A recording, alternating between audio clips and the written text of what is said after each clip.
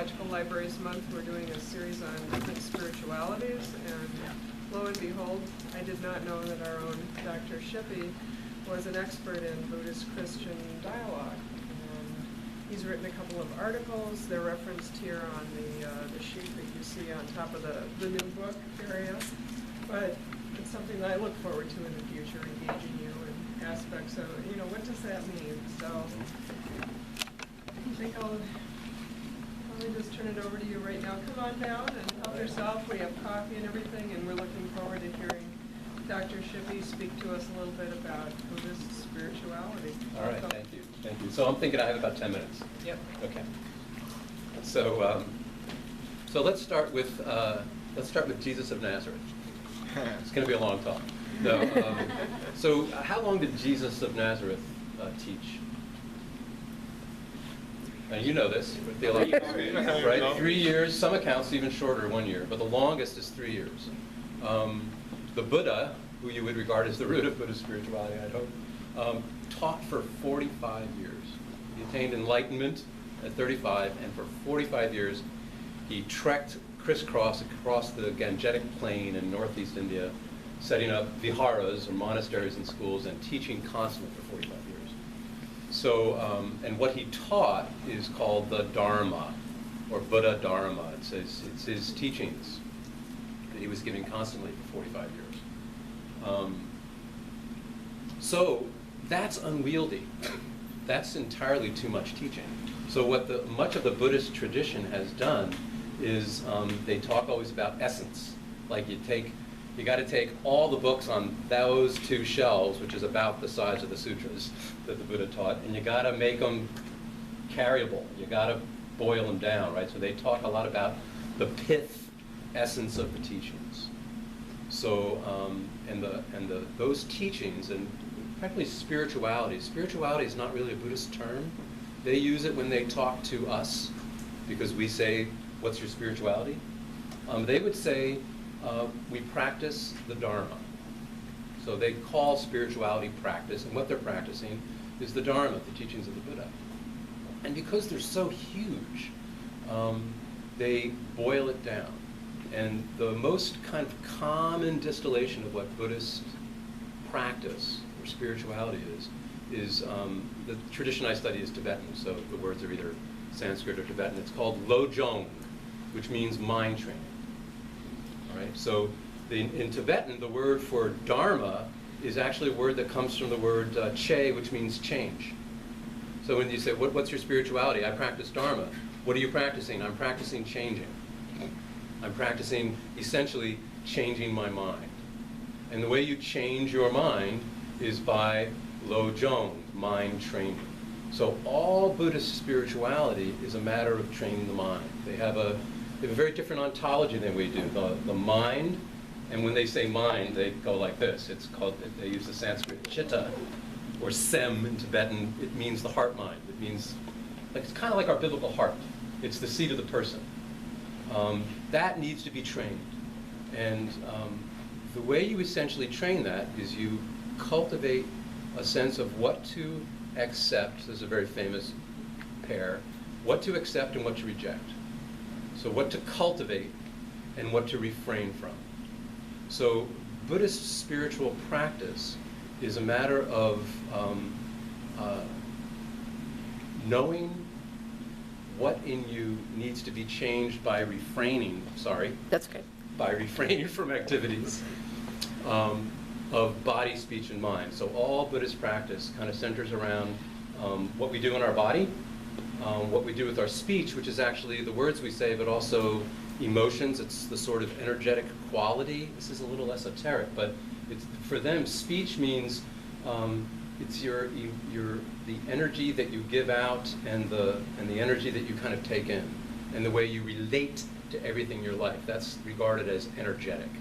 So you need to train that, and you also need to train ultimately your mind, because in their metaphysics or ontology, if they have one, your entire life comes from your mind. The mind is the root, which is actually an idea that the Buddha got from Hinduism. The mind is the root. The mind's what needs to be trained. So you train it by these two things of accepting and rejecting. So what do you accept and what do you reject? So for all Buddhists, what you accept is virtue, and what you reject is non-virtue, and it's that kind of literal. So virtue is understood as any action of body, speech, or mind that is based on concern for others. If you want to be happy, think about other people, right? So virtue is enough egolessness to express care and concern for others. So like, I didn't plan this, but here's a great book here called Gentling the Heart, Buddhist Loving Kindness Practice. So that's the main thing to cultivate. You cultivate caring about others more than you care about yourself. What do you refrain from? You refrain from the non-virtue of ego clinging. So essentially, the Buddha's kind of diagnosis on the human being is that we're very brilliant. We're actually, all Buddhists think that human beings are Buddhas, that is really awake people with profoundly rich hearts and minds, a lot of wisdom, a lot of compassion that's innate to being a human being. But it's clouded over by this thing called ego clinging. And you have to purify the veil of ego clinging by doing the practices of the path. And I can talk about what those practices are, and I probably should. But does this make sense so far? Right? It's a sense of your life and reality, in fact, comes from the mind. And the mind is untrained. The mind is, we would say, lost in the wastelands of sin. They would say, wandering the pathways of samsara, looking for some way to make me happy. But me, ego, is an illusion, and you need to kind of waken from that. You waken from that illusion. Make sense? So here's how so here are the practices. So the most, I mean, first of all, Buddhist spirituality is like as diverse as ours, right? So there are people whose devotion is very, just a matter of devotion. Their practice is just devotions. They do pilgrimages. They have devotions to saints. They have devotions to sacred places. They might go to Fatima, Lourdes. Most Buddhists in the East, their practice is devotional. And then there are, people who really practice paths of meditation. And that's why Zen is so famous in this country, because Zen is a word that means meditation. So, but those who are practicing the sort of rigorous meditative path, they do two things. Their practice is called shamatha vipassana. Shamatha is the Sanskrit word that means cultivating peace or peacefully abiding. So these are kind of like, I think the analog for us is recollection. We practice prayer, we practice all sorts of liturgy, but also there's a sense of like, if you're going to be a tamed enough person to tread the Christian path, you need to actually kind of be able to recollect yourself, be able to kind of find your way into your heart mind and kind of notice what's going on with your interior. That's a big part of Buddhism. That's called shamatha. That's cultivating the peace to be able to see what's going on in your mind. Am I talking to John because he's going to be able to help me next week? That's called ego clinging. Or am I talking to John because I really have a sense of warmth and care? And if I don't practice the basic meditation of looking at the content of my mind, I'm very easily going to fool myself. I'll just hide from my very own self, my own ignoble kind of selfish motives. So basic meditation practice, and I'm sure a lot of you have heard this, they do things like place your mind on the breath, sit still, try to take up some nice posture, and just watch your breath. And when thoughts take you away, notice that you're thinking and very gently return your awareness to the feeling of the breath. You do that so that you actually become aware of where your mind is. Because the basic problem is you're not aware of your own mind, which means you're not aware of your own heart, you're not aware of the way you're tending. So that's the first kind of path, is you have to kind of quell the ignorance. It's called the root poison. You have to quell the root poison of not actually knowing what's going on in your own mind and heart. they call that being a tendra, being an animal, and just sort of having your nose on the ground and sniffing the next thing. And it's not human dignity, right? So once you've kind of quelled that, the next piece is called vipassana. It's cultivating some actual wisdom. Like once you are committed to waking up from the illusion that I really am the center of the universe, and it's about me, once I wake up from that, the question is, well then, what is reality? What is the truth? And that's called insight, or prajna, which is supreme wisdom. And essentially it's, this is the practice of contemplation. So the first practice is meditating. They call meditation the formless stuff. And they call contemplation the stuff where you actually think about, well, what is a human being? What are human beings made of? What are the, how does the heart and mind work? How does consciousness work?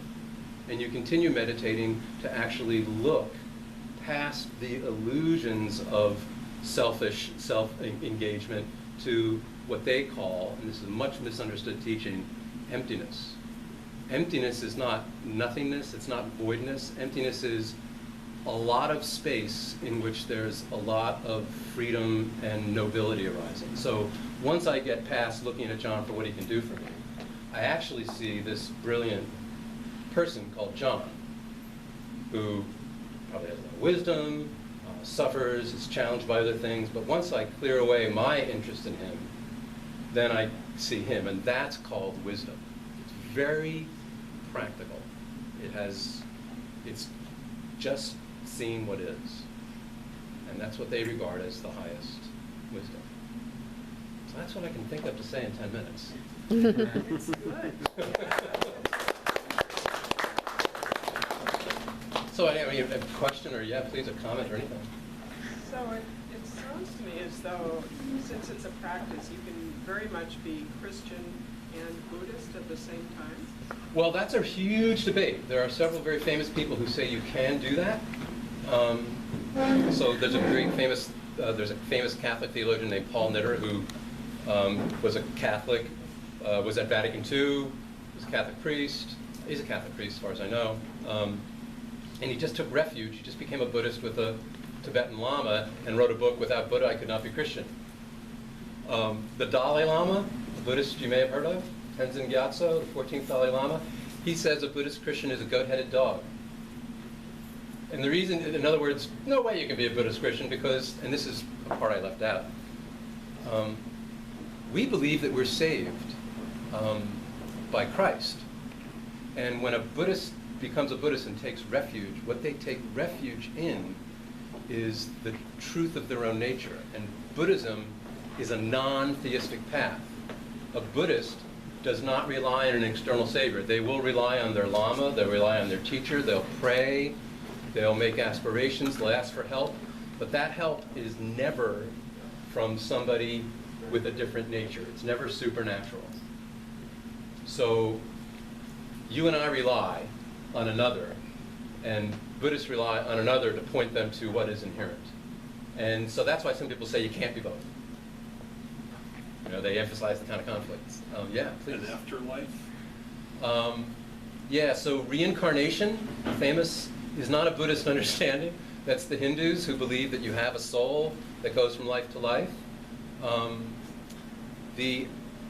What happens after death is your karma continues. So remember, Buddhists don't believe there's a self. The illusion is that you're a separate self that you need to protect. They don't believe in that. So there's no self that goes from life to life.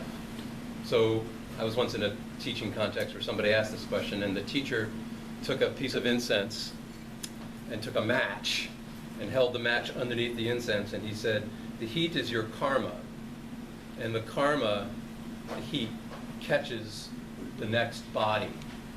So what goes from life to life is your karma, but not you. Like John is just this phenomena appearing, and your karma, your good, your virtue, or your claustrophobia, your selfishness, whatever, that's what will continue. So that's why they're interested in purifying that. Because once that's purified, then all that's left is what they call the benefit of being. So Buddhas just help beings. But your karma will go into a specific person. Yeah, and it'll actually be determined by, your body will be determined by your karma. So there's very famous Buddhist sayings. If you want to see your past karma, this whole thing about like past lives, I say nobody sees that but a Buddha. If you want to see your past karma, look at your body. This is what's called fruitional karma. The way I am now, and I don't just mean my form, but this life, that's the fruition of my past karma. And if I want to have good karma, look at my conduct. So if you want to see your past, look at who you are now. If you want to see your future, if you want to see a good future, practice pure karma. Practice loving kindness. Practice cutting through the illusion of self. So Yeah. the consciousness of who I am is lost because it goes to another person. The karma goes to another person. The karma. The consciousness and memory of who I am Right. is gone. That's right. There's no continuity of the, when they say egolessness or selflessness, they mean there's no continuity. That actually your consciousness is unconditional. We have an experience of it as being related to this life and all my history and memories, but all that stuff is just conditions. I had my experience because I was in that place, and you had those experiences because you were in that place. Consciousness is much bigger than that. And it's not particularly personal. So when you die, that is the end. I mean, That's even it. though your karma goes up, That's you right. have no... There's no continuity of... So when Buddhists have a funeral, this seems obscene to some people, but they take a stick and they take a picture of the person and they put it on the stick and they put it in a sand pot and they do chants to a particular Buddha and they burn the picture. And it's like, if you want to help this person in their future, stop thinking of them as who they were. And you let go. But who It's are like the these- ultimate insult. The universe is not interested in your personality. You're the one who's interested in your personality. So, yeah, there's a radical discontinuity there. How can they have these saints that the devotional people pray to if these people don't exist? That's a great question. That's because those people are understood to have exited samsara, and they've attained the unconditional state. So when the Buddha, you've heard this story, the Buddha leaves the palace and goes on his journey. He said he was going to look for the deathless state, the state that was beyond conditions. So all Buddhists pray to at least Shakyamuni Buddha, the historical Buddha, and the Buddhists I know from Tibet and Mongolia and India, they pray to myriad Buddhas. Like there are more Buddhas than books in the library. And they pray to them because they've attained the path. So just like you and I pray to a saint because they've attained the destination and we ask for their help, that's their understanding too. There is a way you can become a Buddha. You can actually go beyond death and clinging and just what they call enter the action, just exist only to benefit others. Yeah, it's a little slippery, the non-self thing. Yeah, please. We talked about changing of mind, changing of thinking, like Anoic and Christology. Yeah. And then Buddha is, so what is connection, what is relationship between our changing of mind, Yeah. of Christology, and then what Buddha is? Well, that's brilliant, right? So Buddhists say you got to train your mind, you got to change your mind. And we say you need to put on the mind of Christ. You need a new mind, right? Metanoia. So it's a very interesting connection. Metanoia, and they say lodro, change your mind. And it's interesting. So there's a lot of dialogue written on the fact that there is some place where Buddhists and Christians can look kind of close. They both think that the heart mind is the root and that it deeply needs to be trained and transformed. But the view that you're training in is what is so different. Like we're trying to put on the mind of Christ. They are imitating and trying to put on the mind of Buddha, although I've never heard anybody say that. Essentially, I really think the difference is you and I are looking to be divinized in our mind training, in our path, in our practice. We're looking to participate. But who we're not right? Because we're creature and he's not. Buddhists are looking to realize the nature they've always had. It's not, there's no supernature. So that's a big difference. That's a really, really big difference. They're non-theist. The Buddha was asked about God, and he said, it wouldn't help. You still have to change your own mind. Literally, it's such an insult, but that's what he said. It wouldn't help. You would still be stuck with your own habits of thought and mind that you would have to work on. Yeah, please. So if you attain Buddha status, Yeah. then you go on? Or is it the same, you disappear? Yeah, so if you attain Buddhahood, so every Buddhist has a conviction that there are living Buddhas that, you know, are in this life and they'll die like everybody else because they were born, and all transitory things are born and die. But they talk about it as pari-nirvana. They've passed to nirvana. Yeah, there's a sense of like, they call them non-returners is the technical word. They don't return to another body. So And they continue. They continue in this thing called nirvana. Which is interesting, because nirvana means, it means extinguishment. But we think it means you're extinguished. And actually what they mean is the fire of samsara is extinguished. The pain of ego clinging is extinguished. And so a Buddha is a perfect human being. It's kind of like we would say, like, right? When you're no longer, we would say Christ in his sinlessness is a perfect human being, not less because he can sin, because he can't sin. We'd say he's perfect because he's free. That's how they understand a Buddha. They're free. They're free from ego clinging. So just to refresh, when was when did Buddha start teaching? About 2,600 years ago. 2,600 years ago. So was he influenced at all by Greek philosophy, and specifically Pythagoras? Not as far as we can tell. Okay. So he, like, when the Buddha left the palace, he would have gone out into the jungle and he would have met a bunch of, he was like the Upanishads. So he comes from the same period as the earliest Hindu scriptures, the Upanishads. Okay. He would have gone out to the forest. He would have said, I'm here to attain enlightenment. They would have said, good for you. Let's cut your hair, sit down, I'll teach you how to meditate. And they would have led him down this really ascetic path, right? Super asceticism. The Buddha ate a grain of rice a day for a year. He basically was ready to die of, we've actually got statues, like he was, he said, I could feel my spine by touching my belly. He almost starved, he was trying to starve himself into enlightenment because there was this whole sort of thing about asceticism. Okay. And then he realized, man, it doesn't work. I'm so hungry, I can't meditate. So he made a cushion out of grass and had some food, woke up. To make a very long story short. So thanks. The last question? I know we're going long, but yeah. So thank you. This is really a wonderful.